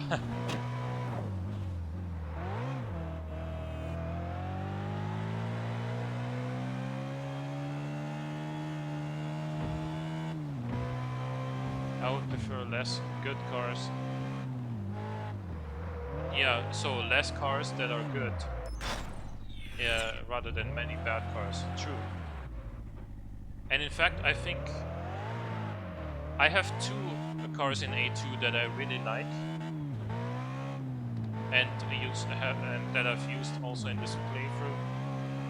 That's the Ginetta and also the Ferrari 430 Scuderia. The Ginetta is surprisingly good, especially considering how cheap it is.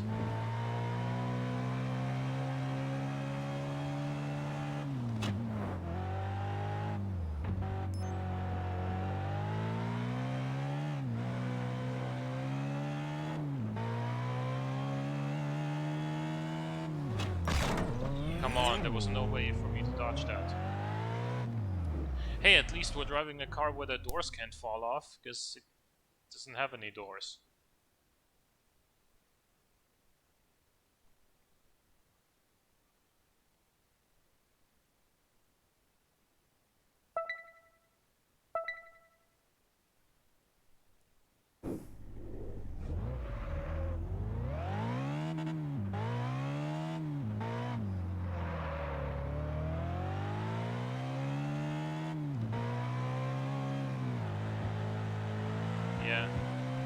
Yeah, the Bugatti Veyron Super Sport. That's not in my version of the game either for some reason.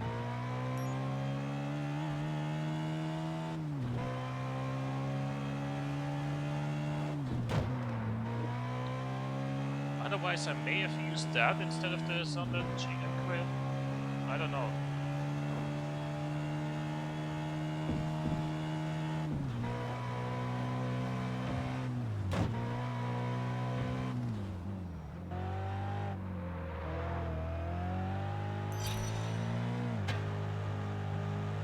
Is the game made for PC or PS4? I don't know what you mean by that question. I'm playing on the PC, if that's what you're asking.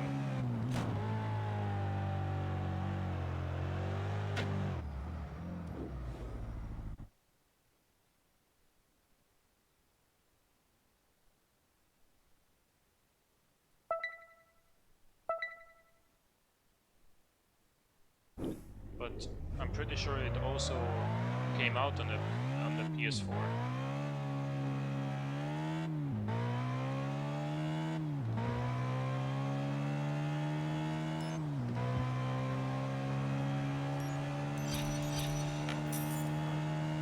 Or was it actually the PS3? when this game came out. The game came out in 2011. I don't think the PS4 was out yet back then, was it? How can I get the car? Because I couldn't. The Veyron Super Sport?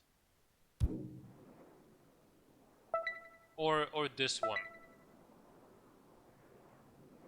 The Veyron Super Sport, okay.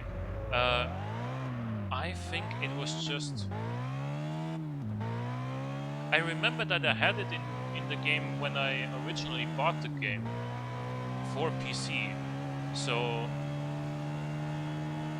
it may have been like a game update, which this game version might not be the latest version, or might not have it for another reason. Because I remember there was also another, like a third spiker, a convertible, that I don't have in this game either.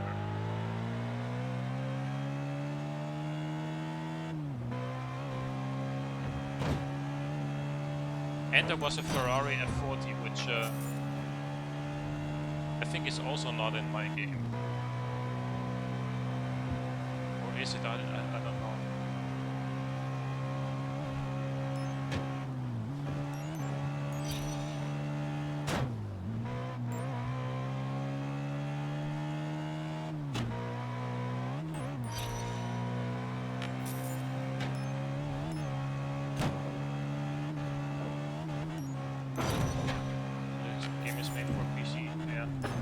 So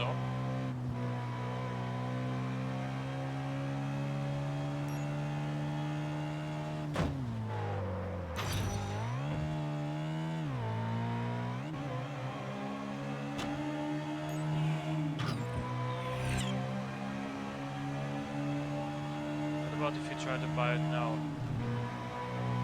Could you or not? Let me see if I have the, because the thing is I don't have the Bugatti Super Sport on Ibiza. I don't think I've actually checked the dealer for these cars here on Hawaii. I can even find it. Oh, there it would be right here, right? There's the Grand Sport, but that's the convertible. There's no Super Sport.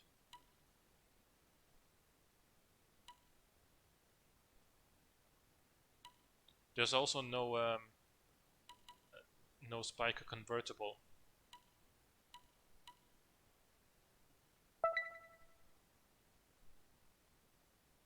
See, this space right here is where the Spiker convertible would have been, between this one and that one. And then behind that white Grand Sport convertible would have been the Super Sport. Like right there, I actually remember it. But yeah.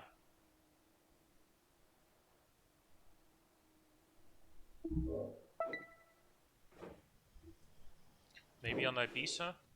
You mean because I have full exploration there? Sure, let's use that opportunity to check the weather again on the Ibiza as well, I guess. Here's your ticket.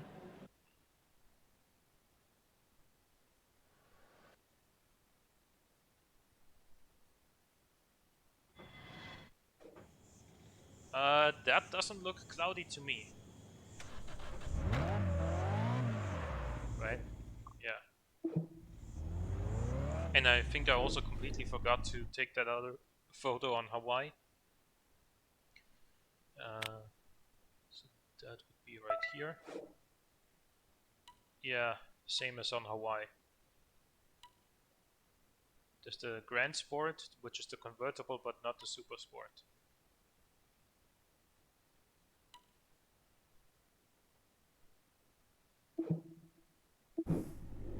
I did have it though. When I played the game when I was younger. I don't have that CD anymore of TDU 2. But yeah.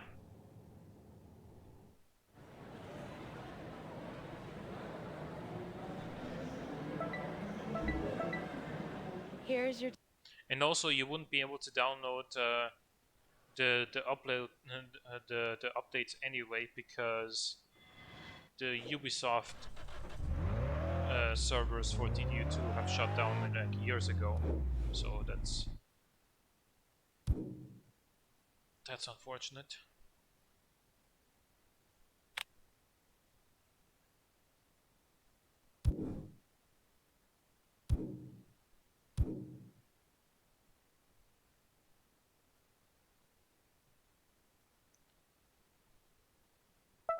Let's see if something's down here. Looks like there could be a house for sale. And there is something.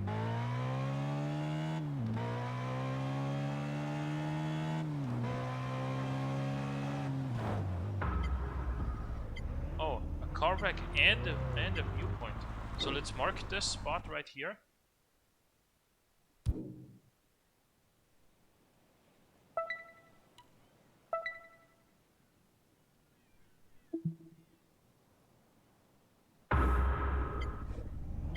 I see the car flashing basically to the right of the viewpoint, but I think I'm gonna have to.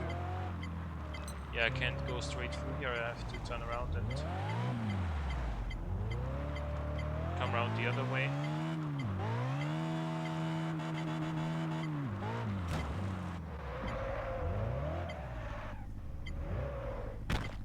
Come on.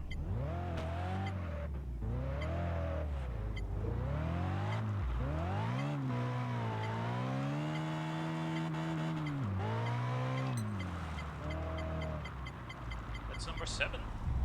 7, yeah. Okay. So it's good. We got something. We got something done today. We explored a ton. But also we found a few car wrecks. I think we found 2 Cobras and 2 Jacks.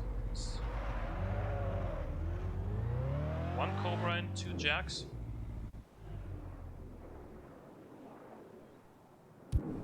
Don't remember.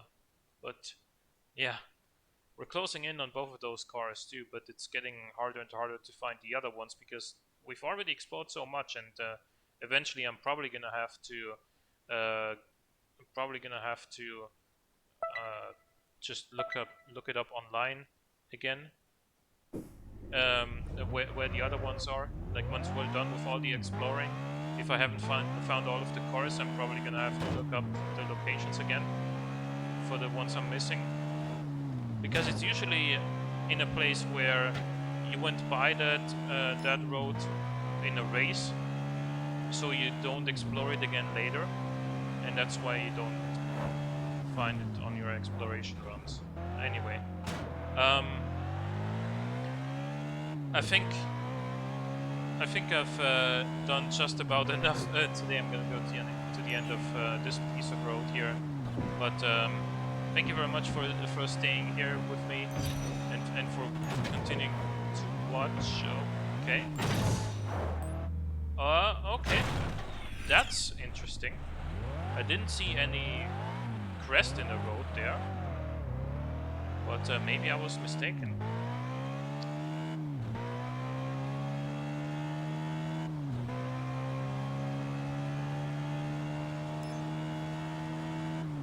So I'm gonna stream this again on Thursday and then also next Tuesday again, if you wanna come watch. And until then, have a good one, and I'll see you next time. Goodbye.